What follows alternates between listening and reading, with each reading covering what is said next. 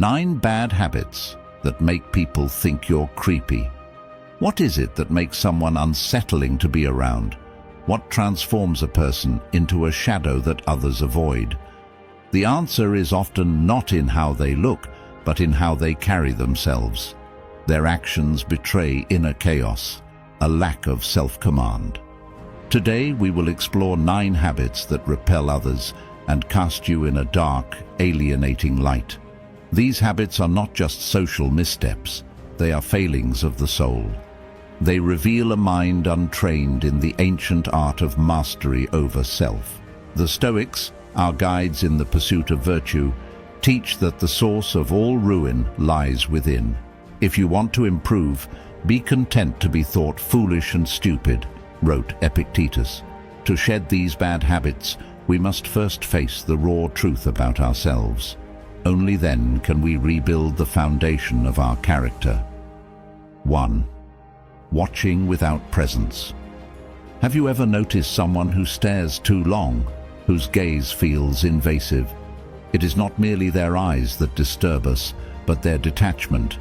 They observe without truly being there, as if dissecting rather than connecting. This behavior stems from a lack of awareness, a failure to ground oneself in the present moment.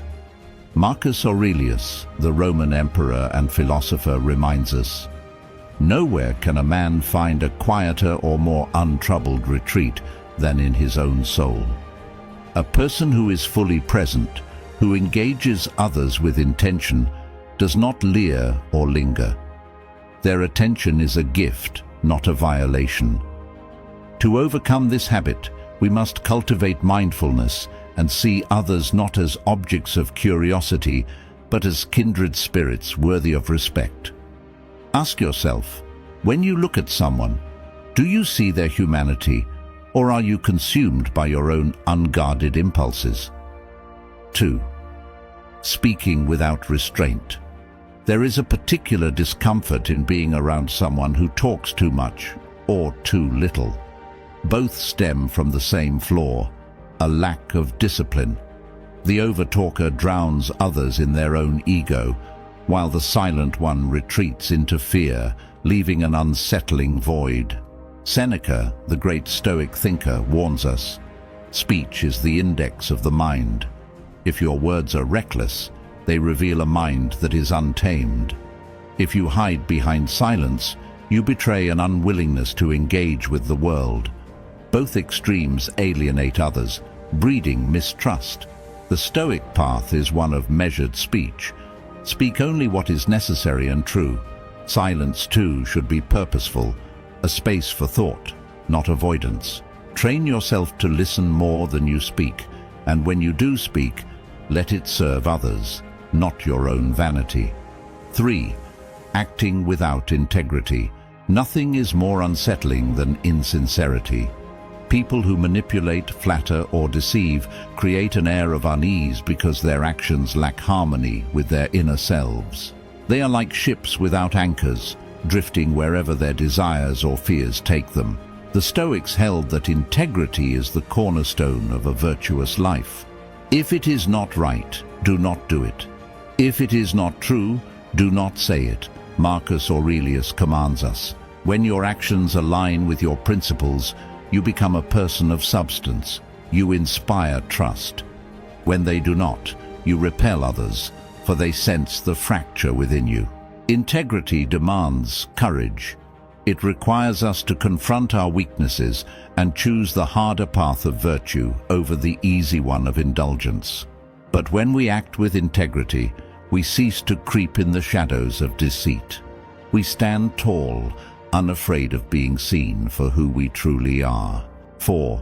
Seeking validation without purpose. There is an uneasy energy in someone who craves constant approval, who fishes for compliments or bends their character to fit the expectations of others.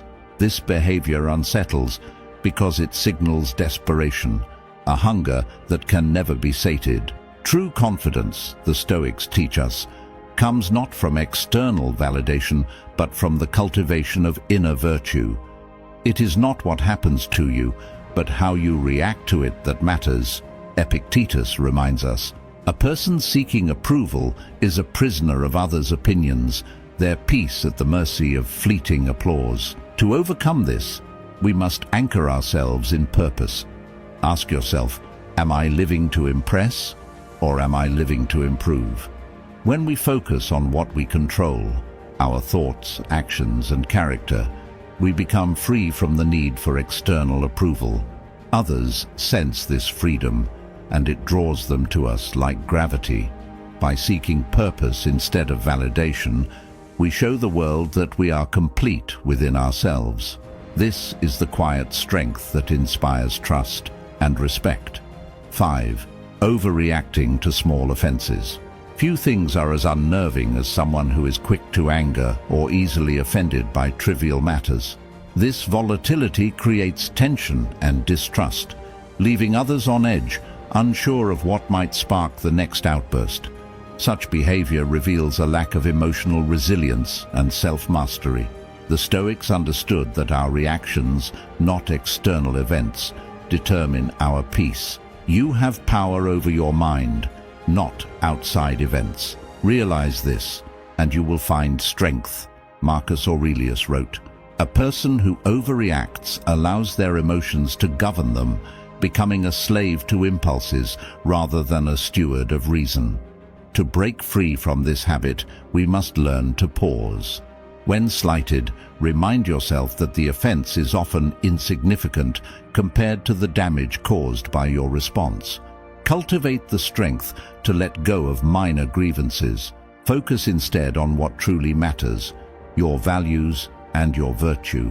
When we respond with calm instead of chaos, we project an aura of stability and trustworthiness. Others feel safe in our presence, drawn to the quiet power of someone who cannot be shaken by life's trivial storms. 6. Avoiding accountability. Nothing erodes trust faster than someone who refuses to take responsibility for their actions. The person who blames others, makes excuses, or denies their faults creates an atmosphere of unease.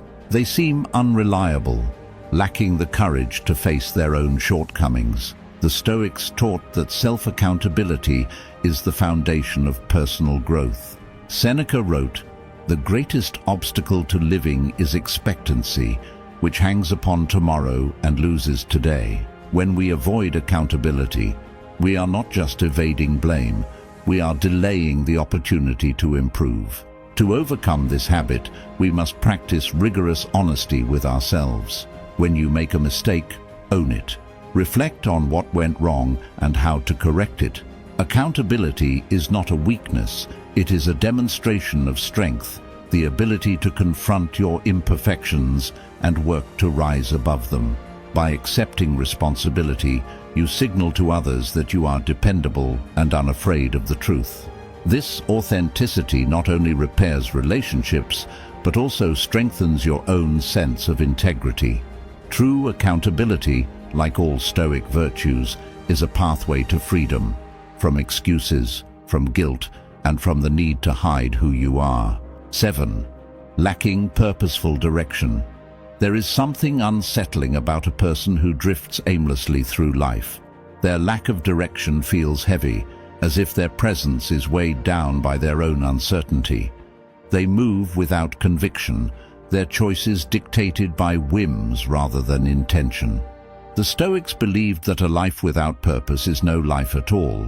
Marcus Aurelius wrote, "People who labor all their lives but have no purpose to direct every thought and impulse toward are wasting their time, even when hard at work. Without a clear aim, one becomes like a ship without a rudder, vulnerable to every wave of distraction and desire. To counter this, we must define our guiding purpose. What are we striving for? What values light our path? When we live with direction, every action, no matter how small, becomes meaningful.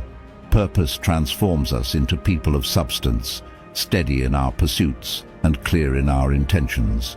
A person with purpose inspires confidence. Their energy is focused, their presence calming. They remind us of the power of intention, of a life lived deliberately. By cultivating purposeful direction, We not only find fulfillment for ourselves, but also draw others into the orbit of our unwavering resolve. 8.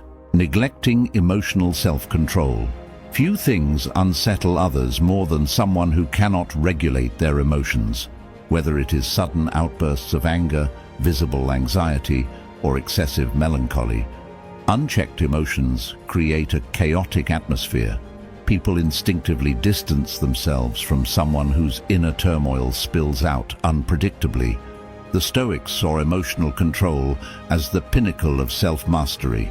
Seneca wisely observed, "A blazing fire makes flames and smoke visible from afar, but when it is under control, it provides heat without disturbance."